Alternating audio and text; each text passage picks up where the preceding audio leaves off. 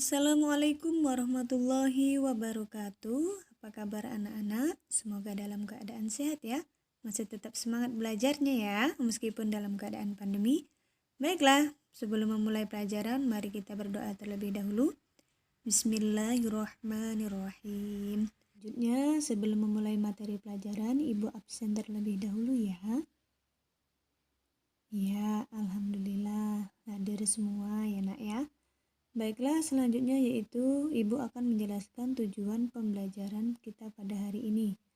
Adapun tujuan pembelajaran yang pertama yaitu siswa diharapkan mampu menjelaskan makna iman kepada hari akhir. 2.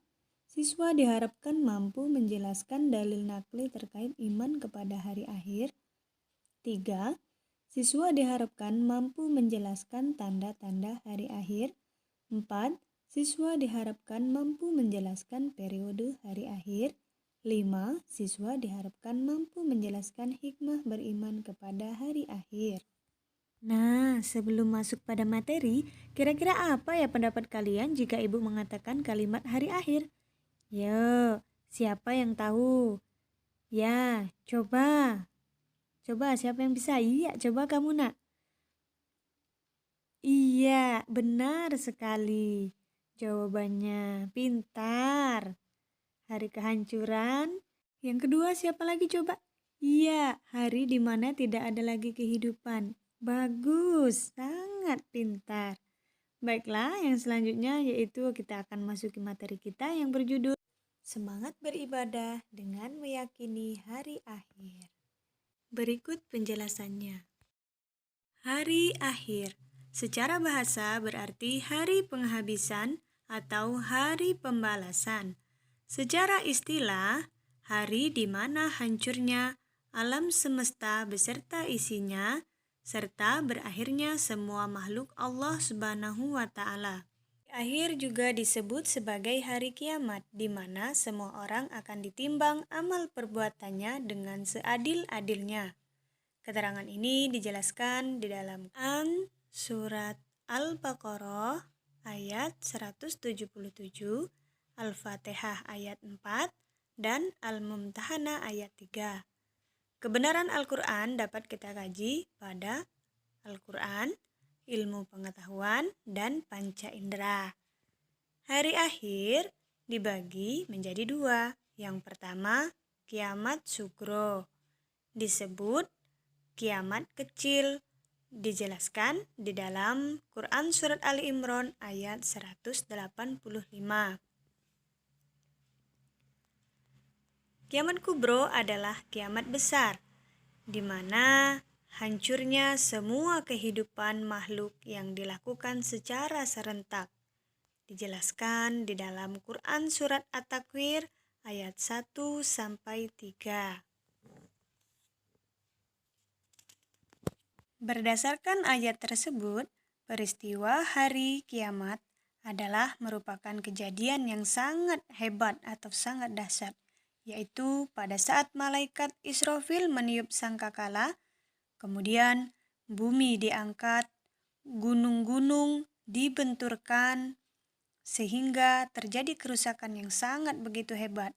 Langit terpecah belah dan bergelegar, benda di bumi berterbangan, manusia akan merasa kekacauan dan kebingungan.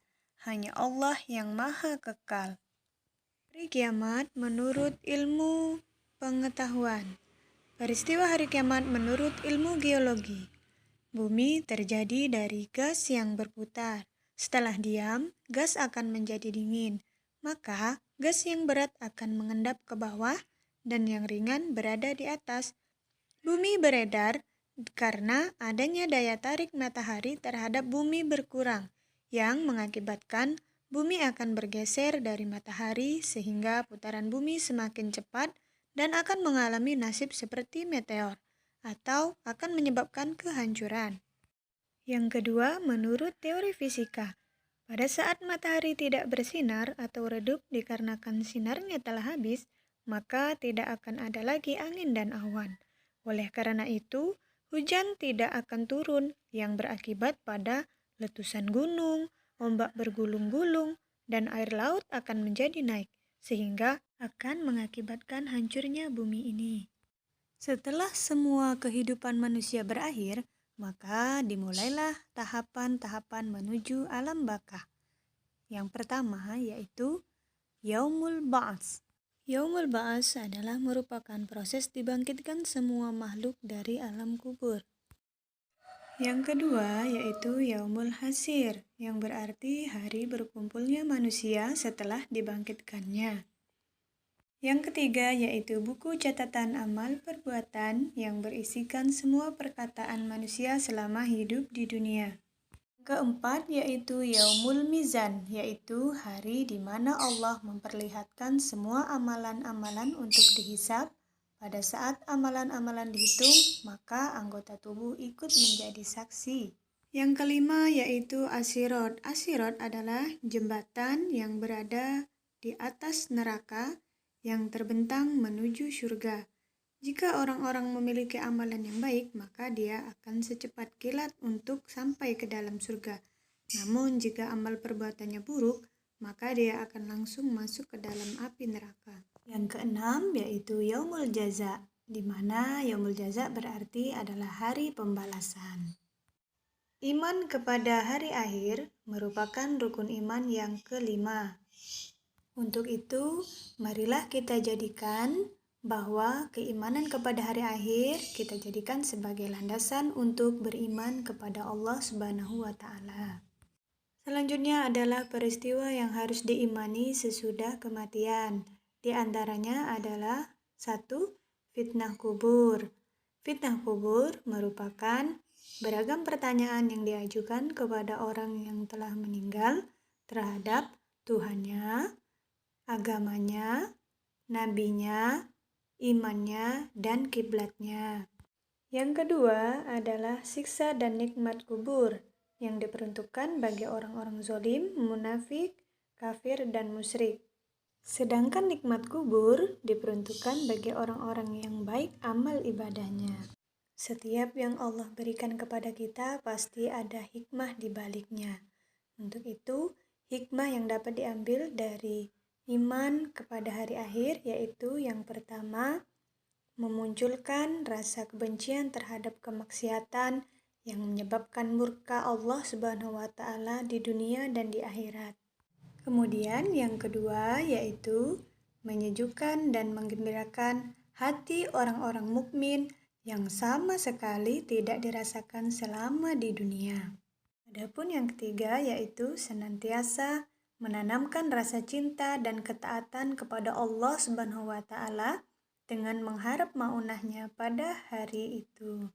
Yang keempat, senantiasa termotivasi untuk melakukan amal soleh dengan ikhlas. Yang kelima yaitu selalu menghindari dari niat-niat yang buruk agar tidak melakukannya. Kemudian yaitu perilaku yang mencerminkan beriman kepada hari akhir. Yang pertama, mempercayai bahwa semua perbuatan dan amal selama di dunia akan dipertanggungjawabkan di hadapan Allah Subhanahu wa Ta'ala. Untuk itu, segala sikap kita harus selaras dengan tuntunan agama. Yang kedua, menyadari bahwa manusia itu sangatlah kecil di hadapan Allah Subhanahu wa Ta'ala, sehingga dapat menghilangkan sikap sombong yang ada di dalam diri kita.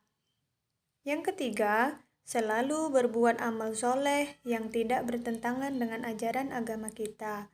Kemudian yang keempat, membiasakan diri berakhlakul karimah, seperti mawas diri, rendah hati, peduli kepada sesama, kemudian melakukan perbuatan-perbuatan yang baik lainnya. Yang kelima, berusaha mendekatkan diri kepada Allah seperti sholat maupun dengan perilaku sosial. Yang keenam, termotivasi untuk bekerja keras dan menjauhi segala kemalasan. Sekian penjelasan dari Ibu. Ibu akhiri dengan wabillahi taufiq wal hidayah. Assalamualaikum warahmatullahi wabarakatuh.